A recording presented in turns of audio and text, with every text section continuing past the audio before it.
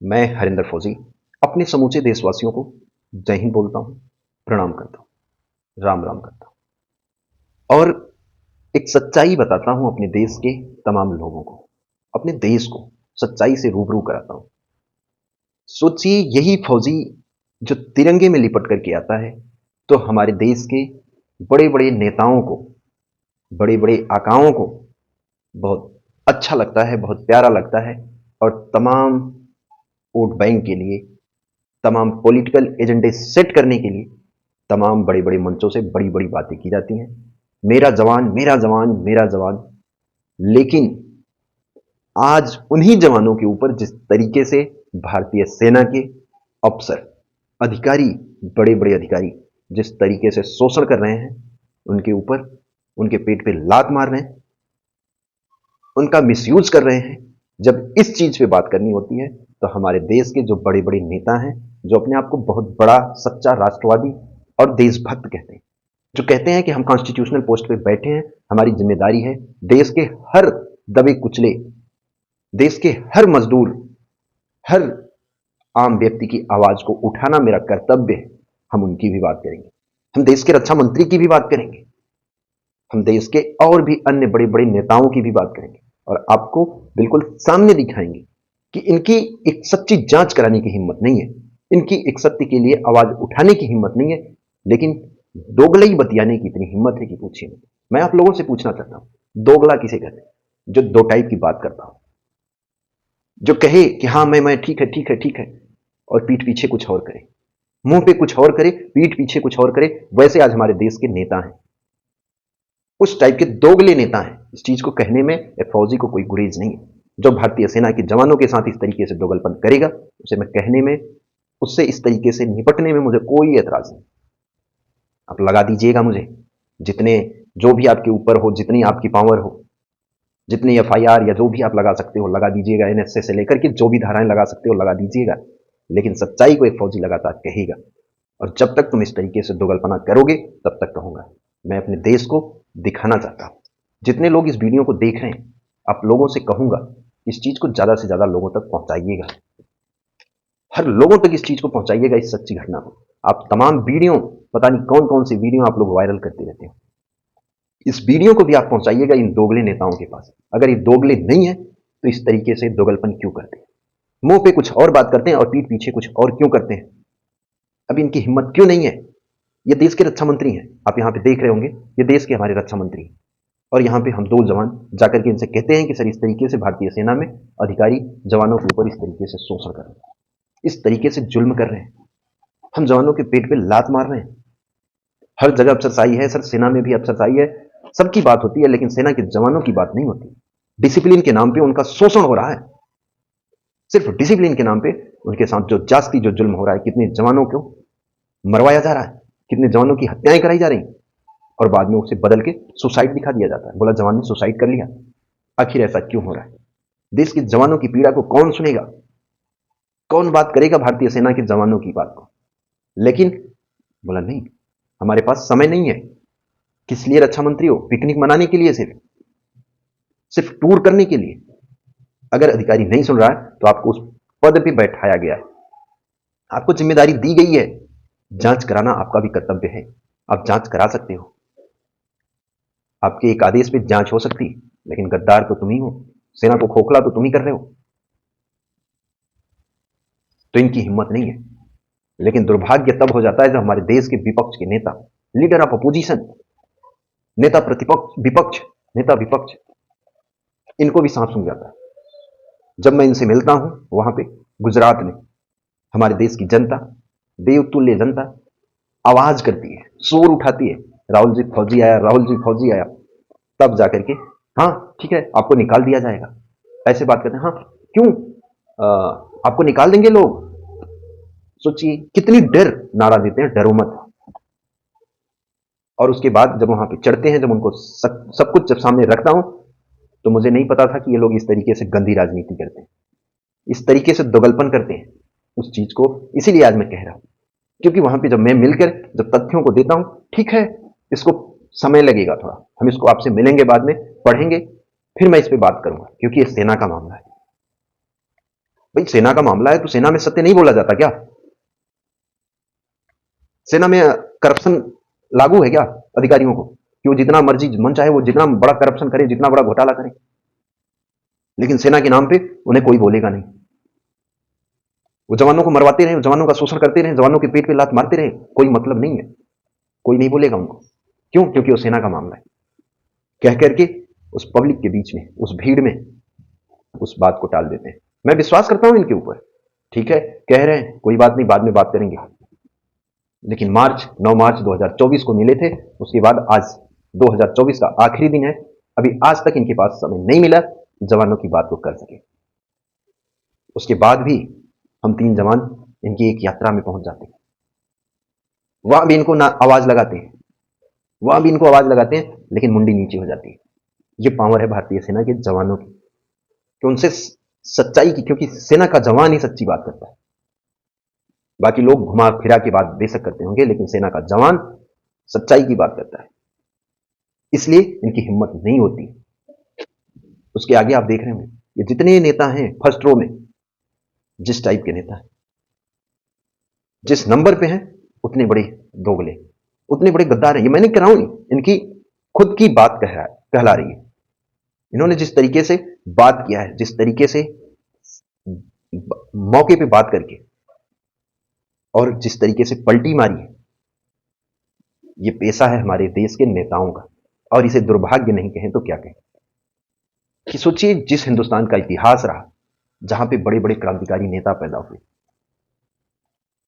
जहां पे इतने महान महान क्रांतिकारी नेता पैदा हुए, सत्य और अहिंसा के मार्ग पर चलने वाले महात्मा गांधी जी पैदा हुए,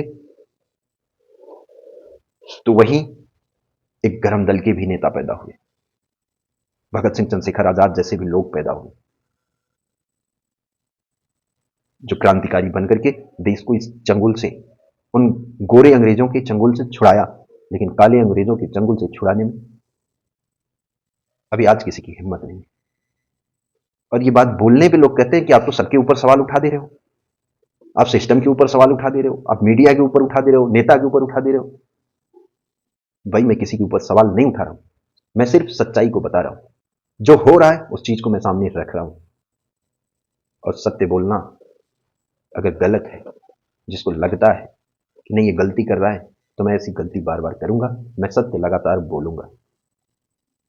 मुझे सत्य बोलने से कोई रोक नहीं सकता, मुझे कोई डर नहीं है। तुम्हें जो करना होगा करा देना, तुम करा देना एच के यादव की हत्या, करा देना तुम इस फौजी की कत्ल, लेकिन कोई गुरेज नहीं है, मैं सच्चाई को बोलूंगा।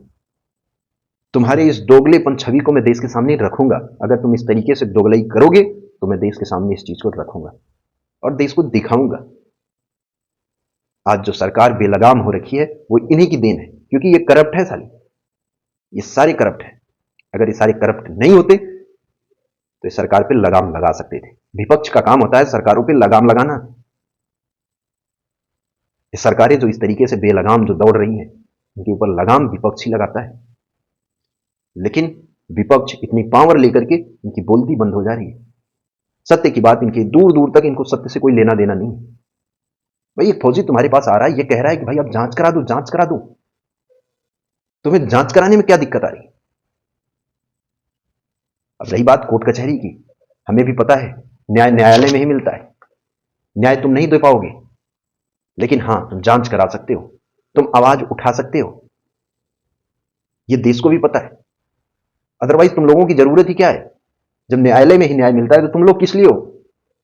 अब हमारे पास इतने पैसे नहीं है कि हम इन कोर्ट कचहरियों के चक्कर काटते रहे।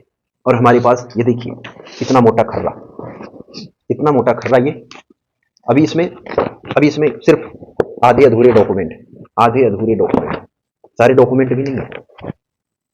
अब इस चीज का सोचिए कि फोटोकॉपी, इस चीज को फोटोकॉपी कराने में आज के डेट में कितने पैसे लगेंगे। और जिस टाइप के वकील के पास आप पहुंचोगे, जिस टाइप के एडवाइजर के पास आप पहुंचोगे, जैसा एडवाइजर होगा, 1 लाख रुपए का अगर आप एडवाइजर खरीद पाओगे तो 1 लाख का आपको न्याय मिलेगा। आप अगर 2 लाख वाले के पास पहुंचोगे तो 2 लाख वाला आपको 2 लाख तक न्याय दिलाएगा। अगर आप 25 लाख वाले के पास पहुंचोगे तो 25 लाख जैसा आपको न्याय मिलेगा। ये सच्चाई है। और हमारे पास 1 लाख तो छोड़िए, 1,000 भी देने की हिम्मत नहीं है। भारतीय सेना के जवानों के पास 1,000 रुपए देने की हिम्मत नहीं है, लेकिन बेधड़ल्ले से भारतीय सेना के अधिकारी उनके पेट पे लात मार रहे, उन्हें तुरंत टर्मिनेट कर दिया जाता है। बोला हम कुत्ता नहीं घुमाएंगे, बोला जा घर। बोला हम तुम्हारे बच्चों की देखभाल नहीं करेंगे, बोला जा घर। बोला हम तुम्हारी मैडमों के वेटर नहीं काम करेंगे, बोला जा घर। बोला हम तुम्हारी सिविल गाड़ी को नहीं धुलेंगे, बोला जा घर। आप सेना में देश सेवा करने नहीं, आप इनकी मैडमों की गुलामी करने के लिए, इनके बच्चों की देखभाल करने के लिए, इनके कुत्ते घुमाने के लिए, इनके बच्चों की पोटी साफ करने के लिए, अगर इस मकसद से अगर आप सेना में जाना है तो जा सकते हैं, और तभी आप कामयाब हो सकते हैं। आप देश सेवा करने सेना में नहीं जाते। ये भारतीय सेना के अधिकारियों का यही कर्तव्य है और यही उनका मनसा है, यही उनकी बोल है। इस चीज का मैं साक्षात गवाह हूं। मेरे साथ ये सारी चीजें हो रखी हैं, और ये हो रखी मेरे साथ नहीं, तमाम जवानों के साथ हो रही हैं, जिस चीज का मैं विरोध करता हूं। अपना सच्चा फर्ज निभाता हूं, अपनी सच्ची ड्यूटी करता हूं, जिसका अंजाम यह है कि आज पिछले 2 साल से लगातार दर दर की ठोकरें खा रहा हूं। लेकिन इन सभी दोगले नेताओं को सांप सूंघ गया। ये लंबी चौड़ी जो ये लिस्ट देख रहे होंगे, अभी बहुत सारे ऐसे हैं जिनकी तस्वीर नहीं है, ये देख लीजिए। और इसीलिए आप लोगों से कह रहा हूं कि इस चीज को ज्यादा से ज्यादा लोगों तक शेयर भी करिएगा, ज्यादा से ज्यादा लोगों तक पहुंचाइएगा। ये देखिए, और अपने देश के लोगों से भी कहना चाहता हूं, पुलवामा के नाम पे आप लोगों को खून खौल गया था, बहुत बढ़ चढ़ के आप लोगों ने वोटिंग की थी, और हमारी यशस्वी प्रधानमंत्री महोदय जी को दोबारा चुन करके ले आए थे। और सच्चाई कि वो गद्दार अभी आज तक जांच नहीं करा सका पुलवामा में। भाई क्यों? क्योंकि जो दोषी है वो जांच क्या कराएगा? जो खुद हमारे भाइयों का, जो हमारा खुद कातिल हो, वो क्या जांच कराएगा? और ये मैं नहीं कह रहा हूं, ये खुद पप्पू यादव जी के मुंह से सुनिएगा, पूर्णिया के सांसद। दोबारा प्रधानमंत्री बनने के लिए पुलवामा कराया गया था। भाई इतनी बड़ी बड़ी बातें आप लोग करते हो, जांच कराने की हिम्मत क्यों नहीं? तो सोचिए कि आज की जो सरकार है वो भारतीय सेना के जवानों के खून पे होलियां खेल करके सत्ता में आ रही है, और जवानों की पीड़ा को सुनने वाला कोई नहीं, क्योंकि जवान गरीबों के घर का है, लोअर घराने से आता है। उसकी चाहे कत्ल कर दिया जाए, चाहे मर्डर कर दिया जाए, चाहे एक नहीं 1,000 को मार दिया जाए, लेकिन उस चीज को तोड़ मरोड़ के उल्टा दिखा करके सत्ता हासिल की जा सकती, कुर्सी बचाई जा सकती है। लेकिन जवानों को इंसाफ दिलाने के लिए शायद आप लोग भी नहीं आगे आ सकते। तो इसलिए आप लोगों से विनती है कि अगर शायद आप लोगों के खून में अगर देश का सच्चा खून बह रहा हो और सच्चाई और ईमानदारी हो, तो इस चीज को ज्यादा से ज्यादा लोगों तक पहुंचाइएगा और सवाल करिएगा कि जो पुलवामा का गुनाहगार कौन था, और जो ये तमाम जो जवानों के साथ इस तरीके से शोषण हो रहा है, इन जवानों का गुनाहगार कौन है? अगर एक छोटी सी चोरी होती है तो उसका भी पता चलता है चोर कौन था, लेकिन 400 केजी आरडीएक्स आ जाता है, उसका पता नहीं चल पाता, क्योंकि साजिश करता ही सत्ता में है। फिर उनकी जांच कौन कराए? तो अपने देश के लोगों से भी कहना है कि उस टाइम पे तो आपका खून बहुत खौल गया था, आप लोगों ने चढ़ बढ़ करके पूरा हिस्सा लिया था। पुलवामा अटैक, जवानों की शहादत के नाम पे आप लोगों ने भी बहुत, आज वही जवान तमाम दर बदर ठोकर खा रहा है। आपकी देश की सुरक्षा के साथ भी जो खिलवाड़ किया जा रहा है, अग्निवीर स्कीम ला करके देश की सुरक्षा को भी बेचा जा रहा है। कब तक खामोश रहेंगे आप लोग? तो एक फौजी अगर अपना सच्चा फर्ज निभा रहा है, आप लोगों के हित के लिए इतनी बड़ी कुर्बानियां दे रहा है, जो इतने दिन ब दिन इस सच्चाई के लिए लगातार ठोकर खा रहा है, तो आप लोगों से भी उम्मीद ये करता है कि आप लोग इस आवाज को जरूर उठाएंगे और आप लोग साथ देंगे, अपने फौजियों का साथ देंगे, अपने जवानों का साथ देंगे, उनके साथ हो रहे शोषण जुल्म जास्ती को रोकने में आप लोग साथ देंगे। यही उम्मीद के साथ आप लोगों से विदा लेता हूं। अगर कोई अनजाने में अगर कोई कटु शब्द अगर आप लोगों को लग रहा हो तो क्षमा चाहता हूं, क्योंकि ये जो हालात हैं ये मजबूर किए जा रहे हैं। हम नहीं चाहते किसी को कुछ अनाप शनाप कर, और ना ही कह रहे हैं, लेकिन अगर कुछ इसमें अगर गलत लग रहा हो तो क्षमा भी चाहते हैं। जय हिंद, वंदे मातरम, इनकलाब जिंदाबाद, भारत माता की।